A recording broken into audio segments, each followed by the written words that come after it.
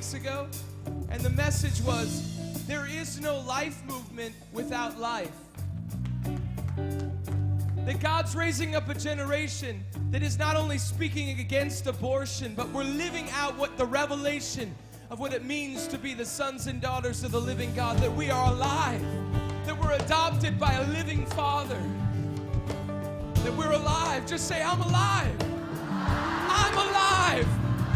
You're alive.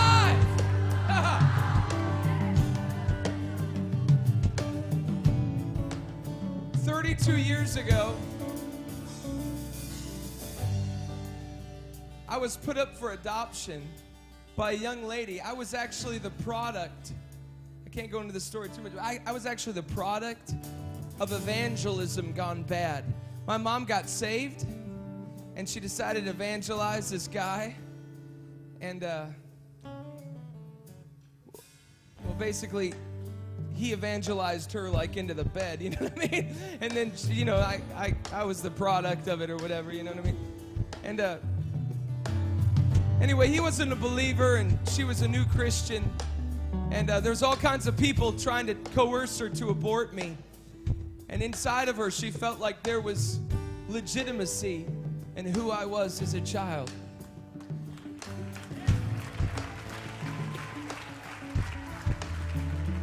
And so as this messed up young little girl, she prays this prayer over me as a little boy, and she puts me up for adoption.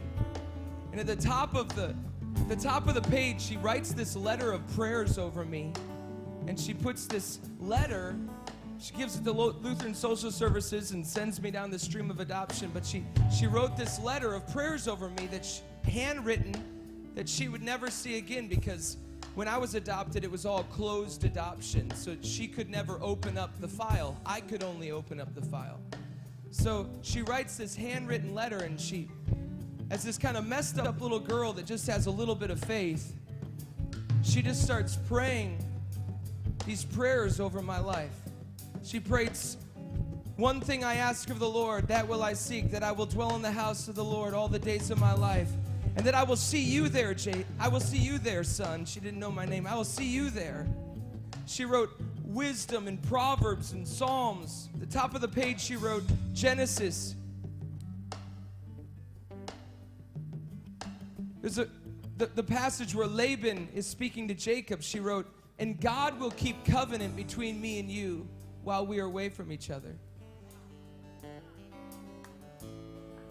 So I just decided a few weeks ago, out of the blue, to just tell Lutheran Social Services to open the file. Maybe I could meet her, you know.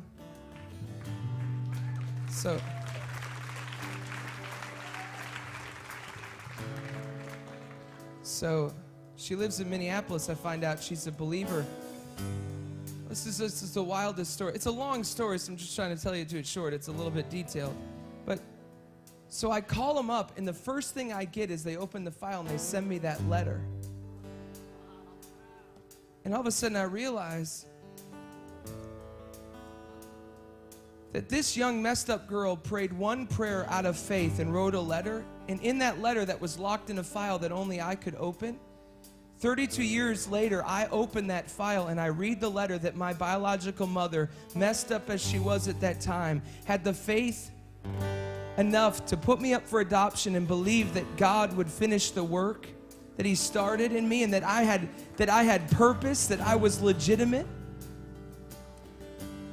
She prays these prayers over me, and every prayer that she prayed came to pass and more.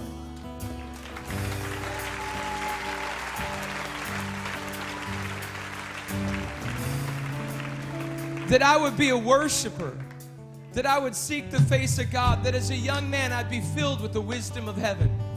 She prayed all these things over me 32 years ago, and God heard her prayer. I remember when I was 13 years old, it wasn't because of anything in myself. I remember when I was 13 years old, my mom and dad that adopted me, they're such sweet people, they said, you know, what would you like for your birthday gift this year? I said, Dad, I want a Bible. When I was 13. This wasn't because of something in me, it was because of the prayer of this mother.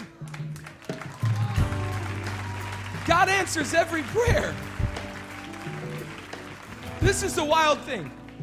So we finally connect, and Lutheran Social Services people, they connect with my mother. And they said, you know, Jason's really interested in this being the right time for you. And he was wondering, are you a believer? She said, yeah, I'm a believer. By the time I connected with her, I found out that she goes to a spirit-filled church, and she's been in the prayer rooms listening to my music for the last 7 years.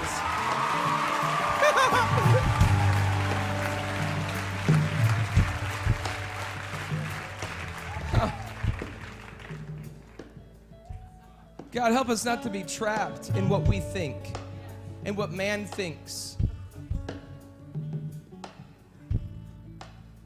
Man tries to say this is what's legitimate and this is what's not. But God takes everything and he makes it legitimate. He makes it new, and he makes it beautiful in his time. Raise your hands to heaven. Let me just say this over you. You're free.